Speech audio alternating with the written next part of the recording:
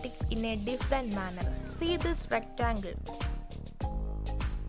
The length of the rectangle is 6 cm and the breadth of the rectangle is 3 cm. What is its area? Area of rectangle is equal to length into breadth, that is equal to 6 into 3 is equal to 18 cm square. Cutting a rectangle from one side of the rectangle and attaching it to the other side. Could we make a parallelogram? What if we flip the triangle on the right?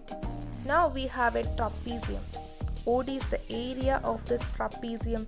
We have not removed anything from the rectangle, only rearranged a piece.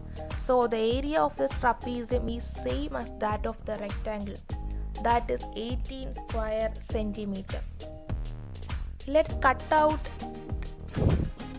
triangles of different size. All these trapeziums are of the same area, if 18 square centimeter. In each, the top side of the rectangle is decreased a bit and the bottom is increased that much.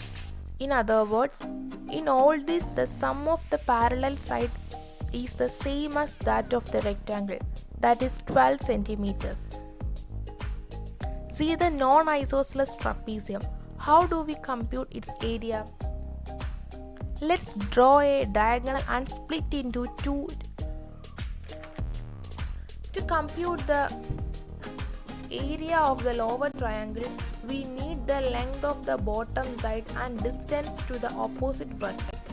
So the area of the lower triangle is equal to half into 7 into 3 is equal to 10 1/2 square centimeter. What about the area of the upper triangle? For that, we need to measure the length of the top side and the distance from the opposite vertex, since the top and the bottom side are parallel. This distance is 3 cm again. Area of the upper triangle is half into 4 into 3 is equal to 6 square centimeter. The area of the trapezium is the sum of the areas of these triangles, that is 10 1/2 plus 6 is equal to 16 1/2 square centimeters. What ought to compute this area? To understand the general method, let's take the lengths of the parallel sides of a trapezium as A, B and the distance between them as D. In this figure, the area of the lower triangle is half AD and the area of the upper triangle is half BD. So the area of the trapezium is equal to half AD plus half BD, that is equal to half A plus B into D. How about saying this in usual language without any algebra? The area of a trapezium is half the product of the parallel sides and the distance between them.